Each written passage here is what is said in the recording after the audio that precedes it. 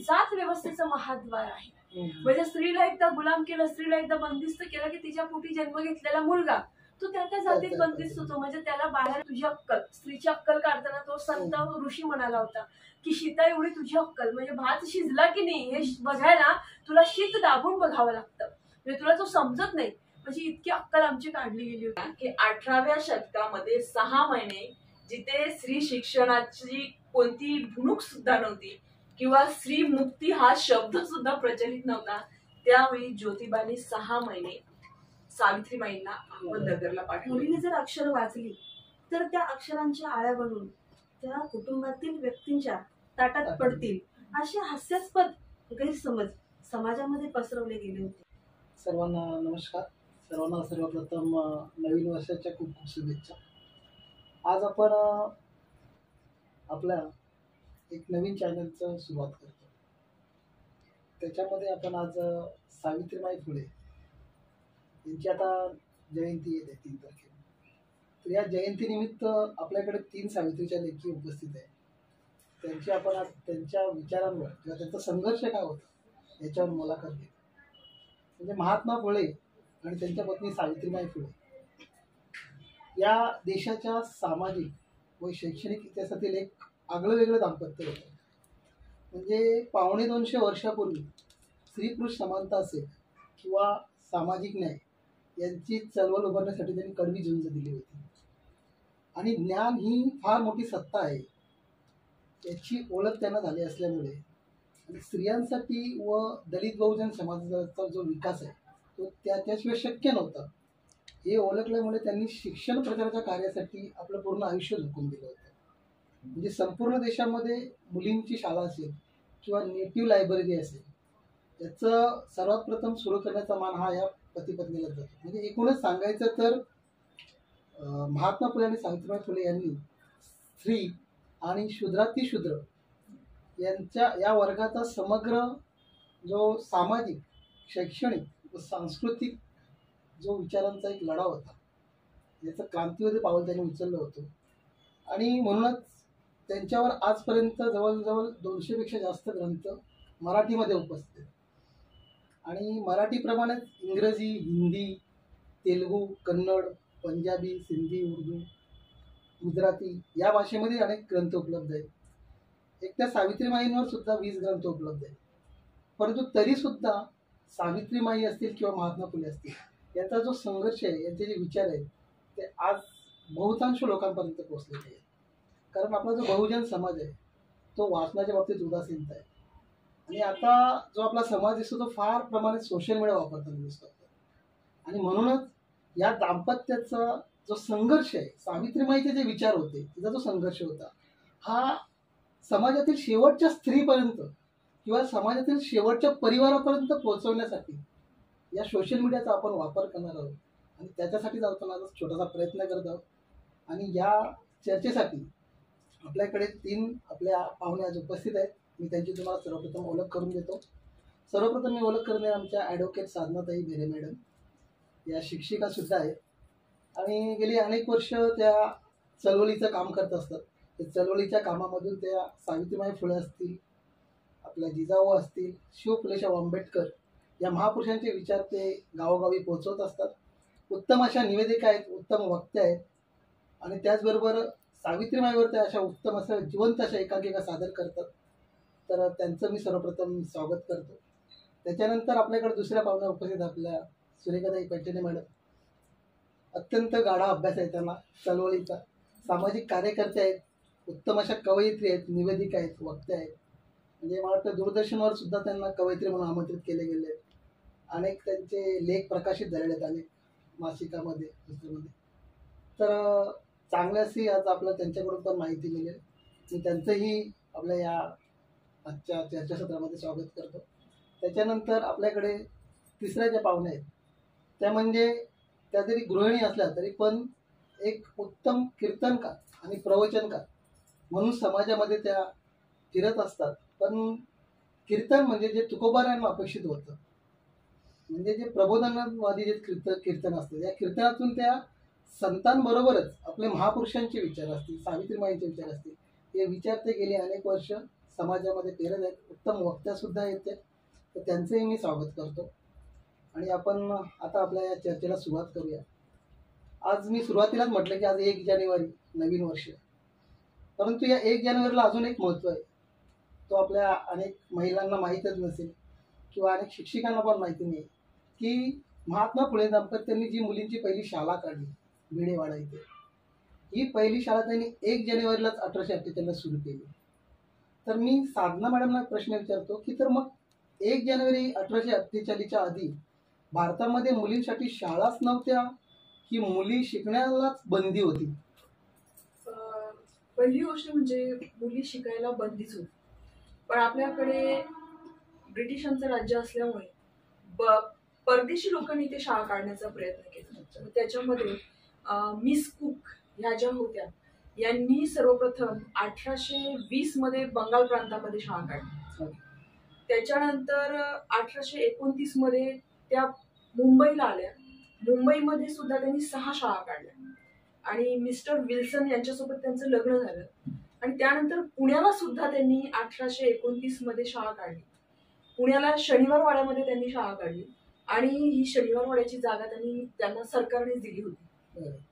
आणि त्या शनिवार वाड्यामध्ये ती शाळा गुप्तपणे चालत होती, म्हणजे इतका दहशत होती. पण ह्या कोणत्या शाळा त्यांच्या पूर्ण चालू राहिल्या नाही, त्या बंद पडल्या.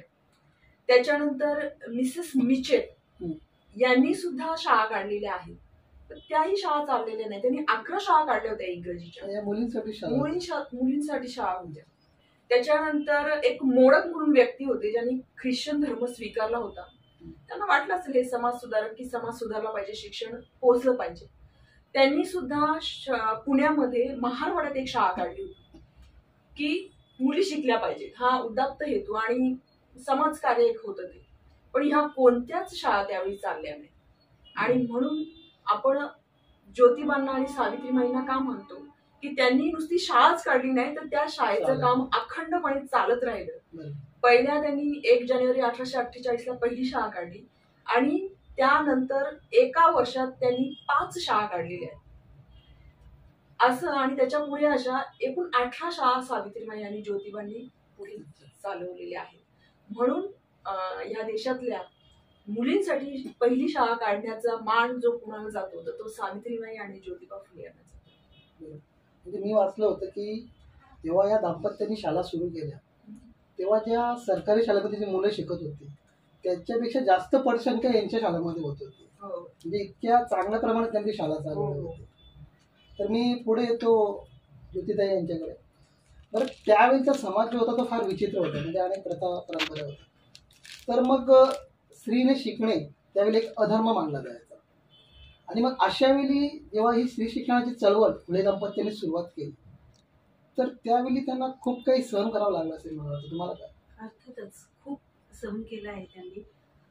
कारण ज्या वेळेला महात्मा फुले आणि सावित्रीबाईंनी ही स्त्री शिक्षणाची चळवळ सुरू केली त्या काळात शूद्रांबरोबरच सर्वच महिलांना शिक्षणाचा अधिकार आणि धर्मग्रंथ पठणाचा अधिकार हा नाकारण्यात आला होता.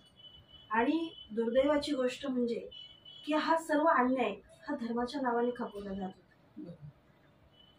कारण अगदी जाणून बुजून म्हणजे स्त्रीला गुलाम ठेवण्यासाठी ही चातुर्याने योजना आखली जात होती.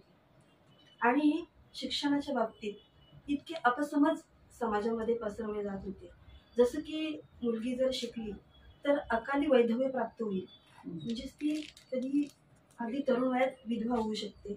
त्यानंतर मुलीने जर अक्षर वाचली तर त्या अक्षरांच्या आळ्या बनून त्या कुटुंबातील व्यक्तींच्या ताटात पडतील, असे हास्यास्पद गैरसमज समाजामध्ये पसरवले गेले होते. आणि म्हणून ज्या काळामध्ये फुले दाम्पत्यांनी ही चळवळ उभी केली त्यावेळेला सनातनांच्या म्हणा किंवा त्या धर्ममार्तंडांच्या मतानुसार हे जे कार्य आहे हे धर्माच्या विरोधात कार्य आहे असं त्यांचं मत. आणि त्यामुळे या कार्याला प्रचंड विरोध होऊ लागला. आणि जेव्हा सुरुवात सावित्रीबाईंनी केली, जेव्हा शाळेमध्ये त्या शिकवायला जाऊ लागल्या त्यावेळेला रस्त्यातून जाताना अगदी जोरजोरात त्या चर्चा कानावर पडू लागल्या. म्हणे काय अधर्म माजला आहे, घोर कलियुग आला आहे. ते आपापसात विचारायचे काय की म्हणे काय हो, कोणी कांदा खाल्ला का, तर म्हणे नाही. मग कोणी पाव खाल्ला का? म्हणे नाही.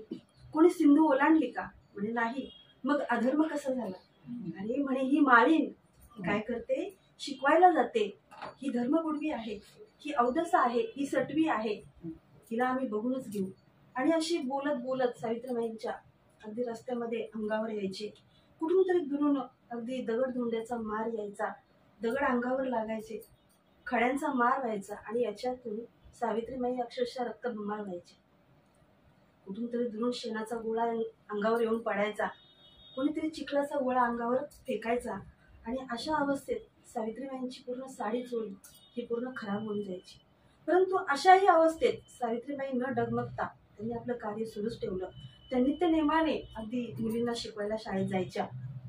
एक दिवस असा आला, एक जो धटिंग होता अगदी त्यांनी निर्धारच करून आला आणि सावित्रीबाईंना रस्त्यात आडवा झाला आणि म्हटला की तू तशी ऐकणार नाहीस, आज मी तुझी इज्जतच घेतो. आणि सावित्रीबाईंच्या अंगावर येऊ लागला. ते शब्द सावित्रीबाईंच्या कानावर पडल्याबरोबर अगदी नागिणीसारखे चवताळून उठल्या आणि फाड फाड त्याच्या कानशिळात वाजवल्या.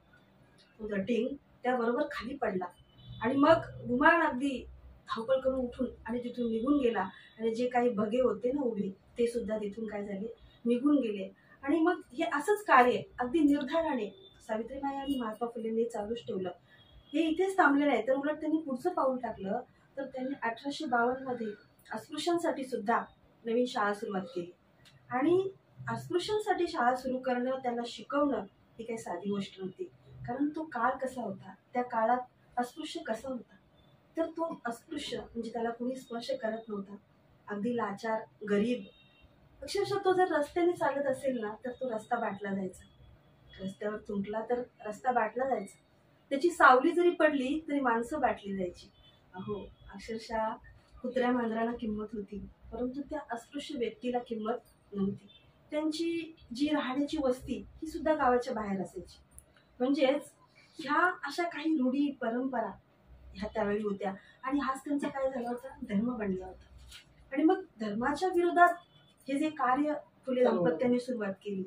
आणि हे जे सनातनी असतील किंवा हे जे धर्माचे ठेकेदार होते, यांनी विरोध करून सुद्धा जेव्हा फुले दाम्पत्य ऐकत नाहीत किंवा ते कार्य त्यांचं थांबवत नाहीत, तेव्हा मात्र त्यांनी महात्मा फुलेंच्या घरापर्यंत धाव घेतली. आणि महात्मा फुलेंच्या वडिलांना मात्र त्यांनी धमकी देण्याचा प्रयत्न केला. नवी ती दिलीच की तुम्ही तुमच्या मुलाला आणि सुनेला जरा समजवा की ते जे काही कार्य करत आहेत ते त्यांनी आताच थांबवावं. कारण याचा परिणाम काय होतोय माहिती का, की तुम्ही पापाला भागीदार होतात. कारण त्यावेळेला समाज हा पाप आणि पुण्य याच्यामध्ये जास्त अडकलेला होता. तुम्ही याच्याने पापाला भागीदारी होतायत आणि तुम्ही जर असंच करत राहिला तर तुमच्या 21 पिढ्या या नरकात जातील. आणि जर इथून तुम्ही पुढे थांबले नाहीत तर मात्र तुम्हाला आम्ही काय करू, वालीत टाकलं जाईल. तुमचं घर काय होईल, वालीत टाकलं जाईल. तुमच्याशी कोणीही संबंध ठेवणार नाही. आणि याचा परिणाम असा की महात्मा फुलेंचे वडील हे थोडे जुन्या विचारांचे होते आणि त्याच्यामुळे ते धास्ती घेणारच. मग जेव्हा महात्मा फुले आणि सावित्रीबाई घरी आल्या तेव्हा त्यांच्या वडिलांनी त्यांना समजावलं की बाबा ज्योती, तू जे काही करतोयस ते आता थांबव. कारण हे आता आपल्या घरापर्यंत प्रकरण आलंय, आपल्याला वालीत टाकण्यापर्यंत हे प्रकरण झालेलं आहे. तेव्हा तुम्ही जे दोघं काय करताय ना ते थांबवा. पण महात्मा फुले आणि सावित्रीबाई फुले ह्या मात्र आपल्या निश्चयापासून ढळल्या नाही. ते म्हटले नाही, काही झालं तरी जे आम्ही पाऊल उचललेलं आहे हे सत्य मार्गावरचं आहे, सत्याच्या शोधाचं आहे आणि हे आम्ही काही मागे फिरवणार नाही. मग तेव्हा सासरे म्हणाले, वडील त्यांचे म्हणाले की नाही, तुला जर असंच करत राहायचं असेल तर तू या घरात राहू शकत नाही, तुला या घरातून बाहेर निघून जावं लागेल. मग महात्मा फुलेंनी निर्धार केला की ठीक आहे, आपल्याला आता इथून हे घर सोडलं पाहिजे. आणि पहा, आपल्याच स्वकीयांनी या उभयतांना काय केलं हो, वालीत टाकलं आहे. आणि म्हणून जेव्हा ते बाहेर पडले, आज आपण जर जगाच्या पाठीवर विचार केला तर स्त्रियांच्या उद्धाराकरता आपल्या रक्तमांसांची नाती तोडणारा या जगाच्या पाठीवर हे एक तेजस्वी एकमेव उदाहरण असेल असं मला वाटतं. असं तर पुढे मी सुरेखा मॅडमला प्रश्न विचारतो की त्या कालापर्यंत म्हणजे महात्मा फुलेंनी चळवळीची सुरुवात केली किंवा शिक्षण प्रसाराची सुरुवात केली, त्यापर्यंत असं कधी कोणाला वाटलंच नाही की मुलींनी शिकलं पाहिजे किंवा मग महात्मा फुलेंना असं का वाटावं की मुली शिकल्या पाहिजे? त्यावेळची परिस्थिती अशी होती की पूर्ण धर्माची बजबजपुरी होती. धर्म हा लोकांच्या आयुष्याचा मुख्य भाग बनलेला होता. आणि मला असं वाटतं की कधी कधी प्रबोधन युग हा खरं तर भारताला मिळालेला चकवा आहे. भारतामध्ये पूर्वीपासूनच धर्मयुग होतं की काय अशी अवस्था भारताची झालेली होती. आणि प्रबोधन काळामधला महानायक म्हणून उगवून आलेला सितारा होता तर तो महात्मा ज्योतिबा फुले हे होते. महात्मा ज्योतिबा फुलेंच्या आपल्याला सगळ्यांना माहिती की त्यांच्या सार्वजनिक कार्याची सुरुवात कशी झाली तर ते एका विवाहात सहभागी होतात आणि त्या विवाहाच्या सोहळ्यातून अरे हा शूद्र येथे काय करतोय, म्हणजे जातीच्या उतरंडीमध्ये माळी समाज सुद्धा शूद्र म्हणून गणला जात होता. अस्पृश्य तर त्याच्या बाहेर होता.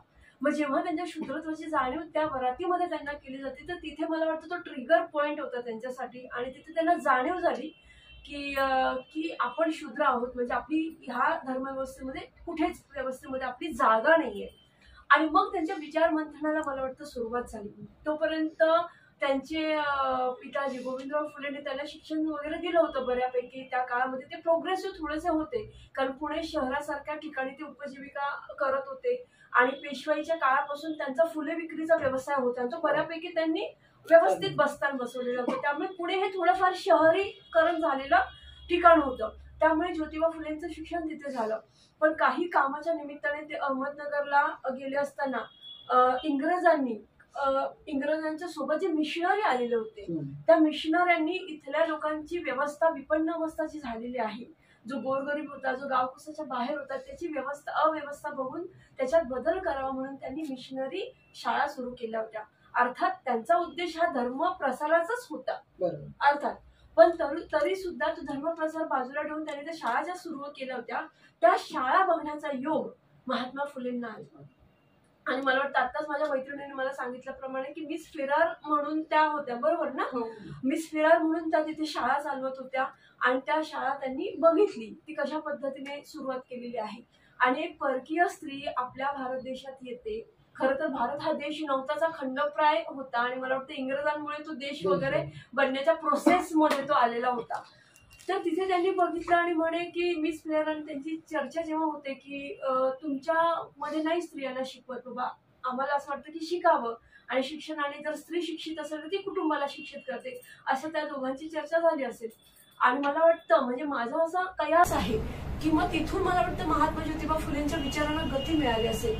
आणि जेव्हा त्यांनी अभ्यास केला आणि वाचन केलं तेव्हा त्यांना कळलं की इथली जी धर्मव्यवस्था होती जी मनुस्मृती नावाच्या ग्रंथावर आधारलेली होती आणि त्यानुसार ती चालत होती. म्हणजे मनुस्मृतीचा ग्रंथ अक्षरशः कोणी वाचत होतं पण ती व्यवस्था झिरपत तुमच्यापर्यंत आलेली होती. मग त्या व्यवस्थेने काय केलं होतं, त्या व्यवस्थेने स्त्री आणि शूद्रांना गुलाम केलेलं होतं. तर स्त्रीला कसं गुलाम केलेलं होतं तर डॉक्टर बाबासाहेब आंबेडकर नंतर म्हणतात पुढे जाऊन की स्त्री ही जात व्यवस्थेचं महाद्वार आहे. म्हणजे स्त्रीला एकदा गुलाम केलं, स्त्रीला एकदा बंदिस्त केलं की तिच्या पोटी जन्म घेतलेला मुलगा तो त्या जातीत बंदिस्त होतो, म्हणजे त्याला बाहेर निघण्याची मुभा नाही. मग महात्मा फुलेंना जेव्हा कळलं की ह्या मनुवादाने ह्या मनुस्मृती नावाच्या ग्रंथाने जो त्या तत्कालीन जी घटना होती म्हणजे ती समाज व्यवस्थेचं ती समालोचन करत होती, व्यवहार करत होती ती घटना, त्याच्यामध्ये स्त्री म्हणजे नरकाचं द्वार, स्त्री म्हणजे चंचला, न स्त्री स्वातंत्र्य अर्हती अशा नावाचे श्लोक पेरले होते. मग श्लोक थेट येत होते का अस्पृश्यांपर्यंत? नाही. अस्पृश्यांना तर वेद ऐकायची मना होती कारण शिसा टाकलं जात होतं, बोलण्याची मना होती कारण जुबान कापली जाणार होती. त्यांची जिथे वेदाचं पारायण झालं जातं तिथे अस्पृश्य येता कामा नये असं त्या वेदामध्ये लिहिलेलं आहे. तर जर एवढ्या सगळ्या कडेकोट होत्या तर अस्पृश्य किंवा इतर बघा पुरुष प्रधान व्यवस्था आहे भारतात एकूणच, तर तिथपर्यंत हे कसं झेपत आलं तर कुठल्याही समाज सांस्कृतिकरणाच्या प्रोसेसमध्ये जेव्हा असतो, सांस्कृतिकायझेशन त्याला आपण म्हणूयात, श्रीनिवासन यांनी ती कन्सेप्ट मांडली होती, त्या प्रोसेसमध्ये असताना वरच्या समूहाचं अवलोकन, वरच्या समूहाचं म्हणतात ना फॉलोअर्स करतो जो खालचा समाज, त्याला म्हणतात संस्कृतीकरण. आता इथे जातीच्या उतरंडीमध्ये वरचा समाज हा आपल्याला माहिती आहे कोण होतं, वरच्या वर्गाचा सवर्ण समाज, मग त्याचं अनुकरण करत करत खाली आले. मग तिथल्या काही व्यवस्था होत्या म्हणजे स्त्रीला कमी लेखणं, स्त्रीला घरात बंदिस्त करणं, तिला अक्कल नसणं, ती चंचल आहे, ती जर शिकली तर घर बरबाद होणं, किंवा तिच्या आता त्यांनी सांगितल्याप्रमाणे की ती जर शिकली तर तिच्या अक्षराच्या अळ्या बनून पुरुषाच्या ताटात येतात आणि तो पुरुष मरतो. म्हणजे इतक्या बालिश खुळचट कल्पनांनी हा समाज सगळा भरलेला होता. मग त्या समाजामध्ये महात्मा फुलेंना जेव्हा कळलं की जर स्त्री शिकली तर ह्या सगळ्या गोष्टी बदलल्या जाणार आहेत. आणि महात्मा फुलेंचा अभ्यास इतका गाढा होता की माझं असं म्हणणं आहे, सुरेखा पैठणे म्हणून, की महात्मा फुले जर पाश्चिमात्य देशात जन्माला आले असते ना तर मला वाटतं महत्वाची जे तत्वज्ञानी आहेत मार्क्स वगैरे त्यांच्या बरोबरीने महात्मा ज्योतिराव फुलेचं नाव घेतलं गेलं असतं. कारण जे सूत्र त्यांनी आपल्याला दिलं होतं, नित्यविना मती गेली, मतीविना वित्त गेले वगैरे, ते चौफुलीचं जे सूत्र म्हणूयात आपण त्याला, तर सूत्र महात्मा फुलेंनी आपल्याला दिलं. तर ते सूत्र जर पाश्चिमात्य राष्ट्रातल्या एखाद्या फिलॉसॉफरने दिलं असतं ना तर निश्चित महात्मा फुले फिलॉसॉफर म्हणून गणले गेले असते. तर मला वाटतं हा सगळा समाज व्यवस्थेचा अभ्यास आणि त्यातही शूद्र स्त्रीची असलेली अवस्था, स्त्रीची अवस्था तुला काय कळते, तू माझघरात कोंडली गेलेली स्त्री, आणि त्यातही उच्च वर्गातली स्त्री, सती व्यवस्था, केशवपण, बालविवाह, जरठ बालविवाह, ह्या सगळ्या प्रकारामध्ये तिला डांबून टाकलं होतं. तिला श्वास घेण्याची सुद्धा मुभा या धर्मव्यवस्थेने दिलेली नव्हती. आणि तिने तिच्यावर अन्याय झाला, अनाचार झाला, अत्याचार झाला, घरातल्या पुरुषाने केला किंवा बाहेरच्या पुरुषाने केला तरी सुद्धा तिने एक विहीर जवळ करायची किंवा स्वतःला माझघरात कोंडून ठेवायचं. तिचा हुंकार सुद्धा इथल्या समाज व्यवस्थेत उमटत नव्हता. आणि म्हणून मला वाटतं महात्मा ज्योतिबा फुलेंना वाटलं की इथल्या स्त्रीला शिक्षित केलं पाहिजे. आणि त्याच्या आधीचं युग जर आपण मागे थोडंसं बघायला गेलं तर एक अंधकार युग आहे. मला वाटतं ज्या राजघराण्यातल्या स्त्रिया आहेत, आपल्या जिजाऊ माँसाहेबांपर्यंत 16व्या शतकात आपण जेव्हा बघतो की जिजाऊ माँसाहेबांना थोडंफार शिक्षण दिलेलं होतं, मग त्यांना लाठीकाठीचं वगैरे प्रशिक्षण दिलं होतं. पण राजघराण्यातल्या स्त्रियांना दिलं गेलेलं शिक्षण हे थोडंसं महत्वाचं दिलं गेलेलं असायचं. पण त्याच्या व्यतिरिक्त स्त्रीच्या शिक्षणाची इतकी अवनती होती की तिला माणूस म्हणूनच गणना केली जात नव्हती. तर शिक्षण फार दूरची गोष्ट आहे, कारण भाकरी तापायला काही शिक्षण लागत नाही.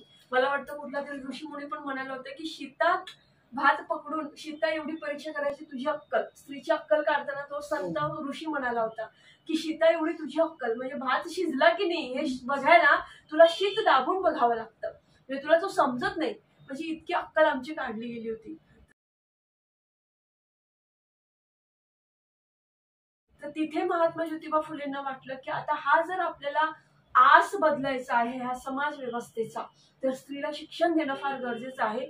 आणि त्या काळामध्ये त्यांची इंग्रजी शिक्षणामुळे, तथाकथित त्या काळातल्या इंग्रजी व्यवस्थेमुळे, कारण इंग्रजी व्यवस्थेने जी शिक्षण व्यवस्था आणली ती त्यांच्या सोयीसाठी आणली होती, कारण त्यांना कारकून हवे होते. पण ते कारकून हवे असताना सुद्धा जो औद्योगिकरण झालं आणि जो मोठा पट बाहेरच्या जगाशी जो संपर्क आला आपल्या इंग्रजी ज्ञानामुळे, तर त्याच्यामुळे बाहेरच्या लोकांशी संपर्कामुळे तिकडची लोकशाहीची सुद्धा आपल्यावर अंकित झाले. लोकशाही काय असते, लोकशाही कशा प्रकारे असते, ते त्या गोष्टी आपल्यापर्यंत पोहोचल्या. मला वाटतं त्यामुळे महात्मा ज्योतिबा फुलेंच्या पूर्वी असं कोणी धाडस केलं नाही, कारण जात व्यवस्था किती मोठा पुरोगामी सुधारक असला तरी सुद्धा त्याने जातीच्या बाहेर जाऊन काही सुधारणा केल्यात आणि त्याने ती धाडसीपणानं पुढे आणल्यात असं मला काही वाचनात आलं नाही. आणि ज्याने जातीच्या बाहेर जाऊन सुधारणा करण्याचा प्रयत्न केला त्याला समाजद्रोहाचा शाप मिळाला किंवा त्याला त्रास मिळालेला आहे. आगरकरांची जिवंतपणे प्रेतयात्रा काढली ते आपल्याला सगळ्यांना माहिती आहे. त्यामुळे महात्मा ज्योतिराव फुलेंचं इतकं मोठं योगदान आहे की त्यांच्या डोक्यात हा विचार येणं आणि स्त्री आणि शूद्रांकरता शिक्षण आहे धर्म असं सावित्रीबाईने कवितेत म्हणणं, हे त्या दोघी पती पत्नीचं खूप मोठं दृष्टा एक म्हणतात ना स्वभाव आहे त्यांचा, एक दृष्ट त्यांचं समाजकारण आहे असं आपल्याला म्हणता येईल. तर मला एवढं तुमच्या समोर सांगायचं. कारण खरोखर दृष्ट त्यांचं हे होतं, कारण त्यांनी जेव्हा पहिली शाळा काढली तेव्हा महात्मा फुले मला वाटतं अवघ्या 21 वर्षाचे असते आणि सावित्रीबाई 17 वर्षाचे होते. म्हणजे या वयामध्ये त्यांचं काय दृष्टिकोन होतं. खूप. आपण पुढे जाऊया. मी साधना मॅडमना प्रश्न विचारेल की त्यावेळी आता आपण बघितलं की मुलींना शिक्षणाची बंदी होती, म्हणजे आपल्या बहुजन समाजाला मुली शिकलेल्या नव्हत्याच जवळजवळ. मग मुलींना शिकवण्यासाठी आता आपण बघतो की पहिली शिक्षिका म्हणून आपण सावित्रीबाई ओळखतो. मग सावित्रीबाईंना कोणी शिकवलं आणि ज्यावेळी सावित्रीबाई शाळेमध्ये शिकवायला जायचं त्यावेळी त्यांना आणखी कोणी सहकार्य केलं? कसं आहे, सावित्रीबाई ह्या लग्नानंतरच शिकल्या. जेव्हा ज्योतिबांशी त्यांचं लग्न झालं तेव्हा शिकल्या. त्याच्यापूर्वीचा एक किस्सा असा आहे की सावित्रीबाई जेव्हा एका याच्यात जातात, जत्रेला जातात, तेव्हा तिथे ख्रिस्ती होते, मिशनरीच्या शाळा होत्या. तर तिथे एका त्या ख्रिस्ती व्यक्तीने सावित्रीबाईंना एक पुस्तक दिलं आणि प्रसाद पण दिला. ते सावित्रीबाई त्या घरी घेऊन आल्या आणि घरी घेऊन आल्यानंतर त्यांच्या हातात ते पुस्तक आणि ते खाऊ पाहून आणि ख्रिश्चन लोकांचं पाहून त्यांचे वडील म्हणले, हे सावित्री, अगं ते पुस्तक त्यांनी घेतलं आणि फेकून दिलं तिकडे उकरड्यावर आणि कोणाला बोलू नकोस की तू तिकडे गेली होतीस म्हणून आणि हे पुस्तक तू आणलास, तो प्रसाद घेतलास, नाहीतर तुझ्याशी कोणी लग्न करणार नाही. जी एवढी दहशत होती की पुस्तकं वाचायचं नाही, ते हातात घ्यायचं नाही, इतकी दहशत होती. पण सावित्रीबाई ह्या लहानपणापासून जिज्ञासू वृत्तीच्या होत्या. त्यांनी ते पुस्तक सांभाळून ठेवलं होतं. वडिलांनी जरी उकिरड्यावर फेकून दिलं, त्यांनी ते आणलं आणि ते पुस्तक सांभाळून ठेवलं होतं. पण त्यांनी वडिलांना प्रश्न विचारला, ते पुस्तक घेऊन जर मी बाटली, ते पुस्तक घेऊन मी बाटली असं तुम्ही म्हणतात, पण ते पुस्तक तर तुम्ही हातात घेतलं आणि असं भिडकवलं होतं, मग तुम्ही पण पत्र बाटले आहेत ना, मी शुद्ध होईल, मग तुम्ही कसे शुद्ध होणार? हा प्रश्न तेव्हा सावित्रीबाईंनी त्यांच्या वडिलांना विचारला होता. म्हणजे अभ्यासाविषयी, पुस्तक वाचण्याविषयी त्यांच्यामध्ये जिज्ञासू वृत्ती होती. आणि नंतर ज्योतिबांशी जेव्हा त्यांचं लग्न होतं तेव्हा म्हणजे ज्योतिबा हे शिक्षित होते, अभ्यासू होते. ज्योतिबांना इयत्ता 3री पर्यंत शिकले ते. त्यांच्या वडिलांनी नंतर काढलं शाळेतून, की त्यांच्या मनामध्ये भीती टाकली की यांना शिकवू नका, हा धर्मपुरवा होईल, हा तुमचा ऐकणार नाही, तो ख्रिस्ती होईल, दुसरीकडे जाईल. त्यांच्या वडिलांनी त्याचं शिक्षण बंद केलं होतं. पण पुढे सगुणाबाई, ज्या ज्योतिबांच्या आई वारल्यानंतर ज्योतिबांच्या वडिलांची माऊस बहीण होती, त्या सगुणाबाई एका ब्रिटिशाकडे धुना भांड्याचं काम करत होते आणि त्यांना त्या घरातल्या वातावरणाचा, त्या शिक्षणाचा, त्या इंग्रजी भाषेचा त्यांच्यावरही प्रभाव होता. म्हणून त्यांनाही वाटत होतं की ज्योतिबांनी शिकावं, त्यांनी मोठं होऊन एखाद्या फादर सारखं व्हावं अशी त्यांची इच्छा होती. आणि जेव्हा सावित्रीबाई लग्न होऊन इकडे आल्या, आणि आपल्याला माहिती आहे सर्वांना की ज्योतिबांनीच त्यांना अक्षर गिरवायला शिकवली आणि याच्यामध्ये त्यांना पाठीशी कोण उभं राहिलं तर सगुणाबाई या त्यांच्या पाठीशी उभ्या राहिल्या. ज्योतिबांनी त्यांना शिकवलं. त्याच्यानंतर मला इथे हेही सांगावं लागेल की 18व्या शतकामध्ये, आताही तुम्ही कुठे 4 दिवस जायचं म्हटलं तर आपल्याला नवऱ्याची परमिशन घ्यावी लागते. नवरा आपल्याला सोडत नाही, सासू सासरे सोडत नाही. पण त्यावेळी सावित्रीबाई नुसत्या शिकल्या आणि शाळेमध्ये त्यांना पाठवलं असं नाही, तर त्या प्रशिक्षित शिक्षिका व्हायला पाहिजे म्हणून ज्योतिबांनी त्यांना अहमदनगरला मिसेस मिचल मॅडमकडे पाठवलं होतं. आणि तिथे त्यांनी अध्यापन म्हणजे डीएड जे आपण म्हणतो, ते डीएडचं प्रशिक्षण 6 महिने घेतलं होतं. इकडे पुण्याला शाळा चालू होती आणि सावित्रीबाई अहमदनगरमध्ये, नगरमध्ये तिथे शाळेमध्ये ते प्रशिक्षण घेत होते. असा हा त्यांचा हा प्रवास होता. म्हणजे विचार करा की 18व्या शतकामध्ये 6 महिने जिथे स्त्री शिक्षणाची कोणती भुणूक सुद्धा नव्हती किंवा स्त्री मुक्ती हा शब्द सुद्धा प्रचलित नव्हता, त्यावेळी ज्योतिबांनी 6 महिने सावित्रीबाईंना अहमदनगरला पाठवलं होतं. आणि तिथे त्या फेरॉन मॅडमनी सुद्धा यांना मदत केली, मिचेल मॅडमनी सुद्धा मदत केली. आणि अशा पूर्ण प्रशिक्षित होऊन सावित्रीबाई शाळेमध्ये रुजू झाल्या.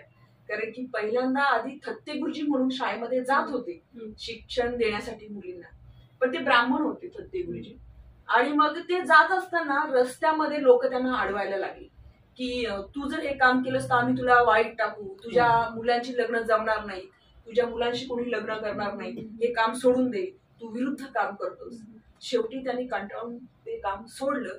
आणि आता ज्योतिबांच्या पुढे प्रश्न पडला की आता ही तर प्रत्येकाचीच अवस्था होईल, प्रत्येकामध्ये एवढं धैर्य असेलच असं नाही. थत्तेंनी सोडले, त्याच्यानंतर असे मी किती निवडू? मग त्यांनी विचार केला की आता आपण सावित्रीलाच तिथे शाळेमध्ये शिक्षण देण्यासाठी पाठवायचं. आणि सावित्रीबाई अगदी खंबीरपणे त्यांच्या पाठीशी उभ्या राहिल्या आणि सावित्रीबाई शाळेमध्ये जाऊ लागल्या, मुलींना शिकू लागल्या. पहिल्या 6 मुली त्या वर्गामध्ये होत्या आणि त्यांचा जीव भांड्यात पडला की आता इथे हे शिक्षणाचं फूल उमलणार आहे. आणि सावित्रीबाईंनी अशा प्रकारे शाळेमध्ये जाऊन सुरुवात केली. म्हणजे ह्या सर्व व्यक्ती त्यांच्या पाठीशी उभ्या राहिल्या आणि सर्वात मोठा वाटा म्हटलं तर ज्योतिबाचा त्यांच्या पाठीशी होता.